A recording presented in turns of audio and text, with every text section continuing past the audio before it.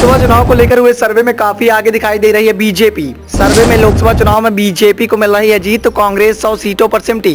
बिहार और पंजाब में बीजेपी का दबदबा, तो आंध्र प्रदेश और ओडिशा में कांग्रेस हावी। सर्वे के आंकड़े में हैरान हुआ विपक्ष, एनडीए में खुशी का माहौल। आगामी लोकसभा चुनाव को देखते हुए सत्ता पक्ष और विपक्ष के द्वारा लोकसभा चुनाव को जीतने के लिए पुरजोर कवायद की जा रही है। नई रणनीतियों पर काम किया जा रहा है। अलग अलग राज्य को देखते हुए बीजेपी अलग अलग रणनीति के तहत काम कर रही है, तो वहीं विपक्ष के द्वारा एकता के माध्यम से बीजेपी को हराने की कवायद की जा रही है। इसी को देखते हुए एक ताजा सर्वे निकलकर सामने आया, जिस सर्वे के सामने आने के बाद एनडीए में खुशी का माहौल देखने को मिल रहा है। तो वहीं इंडिया गठबंधन का कुनबा पूरी तरह से मायूस दिखाई दे रहा है, क्योंकि कांग्रेस को सर्वे में करारी हार का सामना करना पड़ रहा है। तो वहीं एक बार फिर से 2024 के लोकसभा चुनाव में बीजेपी का परचम लहराता हुआ दिखाई दे रहा है। अगले साल होने वाले लोकसभा चुनाव से पहले ताजा ओपिनियन पोल सामने आया। इंडिया टीवी सीएनएक्स के सर्वे में लगातार तीसरी बार मोदी सरकार बनने का अनुमान जताया जा रहा है। बीजेपी की सीटें पिछली बार से कम हो सकती हैं, लेकिन फिर भी ये स्पष्ट है कि बहुमत आने की संभावनाएं दिखाई दे रही हैं। उधर कांग्रेस की सीटें मामूली रूप से बढ़ने का अनुमान भी बताया जा रहा है।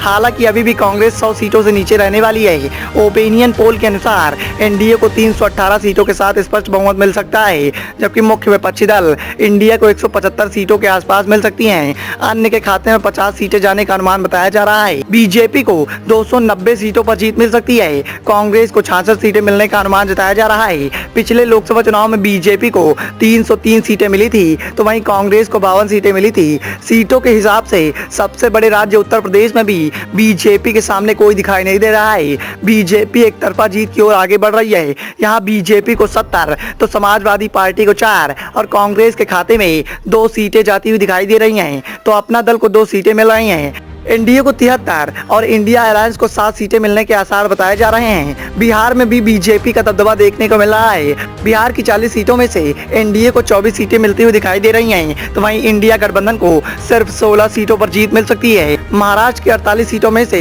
एनडीए गठबंधन को 24 सीटें मिल सकती हैं, तो वहीं 24 सीटें इंडिया को मिल सकती हैं। यानी महाराष्ट्र में मुकाबला बराबरी का दिखाई दे रहा है। तो वहीं तमिलनाडु की बात करें तो यहाँ कुल 39 सीटें हैं, जिसमें से एनडीए को 9 सीटें मिल सकती हैं, तो इंडिया गठबंधन को यहां पर 30 सीटें मिल सकती हैं। यानी तमिलनाडु में इंडिया गठबंधन एनडीए पर काफी हावी होता दिखाई दे रहा है। पश्चिम बंगाल में भी ऐसा ही माहौल देखने को मिल रहा है।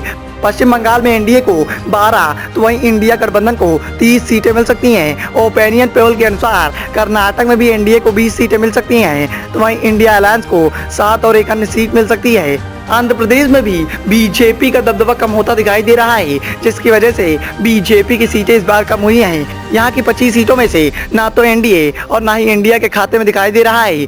ओडिशा में एनडीए को 8 सीटें मिल सकती हैं, तो 13 सीटें अन्य के खाते में जाती हुई दिखाई दे रही हैं। यहाँ इंडिया गठबंधन का खाता तक खुलता हुआ दिखाई नहीं दे रहा है। जबकि मध्य प्रदेश में बीजेपी को 24 सीटें मिल सकती हैं, जबकि कांग्रेस के हिस्से में सिर्फ और सिर्फ 5 सीटें आने के आसार दिखाई दे रहे हैं। यदि बात तेलंगाना की की जाए तो यहाँ एनडीए को 6 सीटें, इंडिया को 4 और अन्य के खाते में 9 सीटें जा सकती हैं। असम में भी इंडिया के खाते में 12 सीटें जाती हुई दिखाई दे रही हैं, तो वहीं इंडिया गठबंधन के खाते में सिर्फ और सिर्फ मायूसी दिखाई दे रही है। उसे 1 सीट मिल सकती है और 1 सीट अन्य के खाते में जा सकती है। यदि बात छत्तीसगढ़ की करें तो बीजेपी 7 सीटों पर जीत हासिल कर सकती है, जबकि कांग्रेस के खाते में सिर्फ और सिर्फ 4 सीटें आ सकती हैं। झारखंड में बीजेपी को 13, इंडिया अलायंस को 1 सीट मिल सकती है। हरियाणा में बीजेपी को 8, तो कांग्रेस के हिस्से में 2 सीटें जाती हुई दिखाई दे रही हैं। ऐसा ही आलम पंजाब में देखने को मिल रहा है। हालांकि पंजाब में बड़ा उलटफेर होता हुआ दिखाई दे रहा है।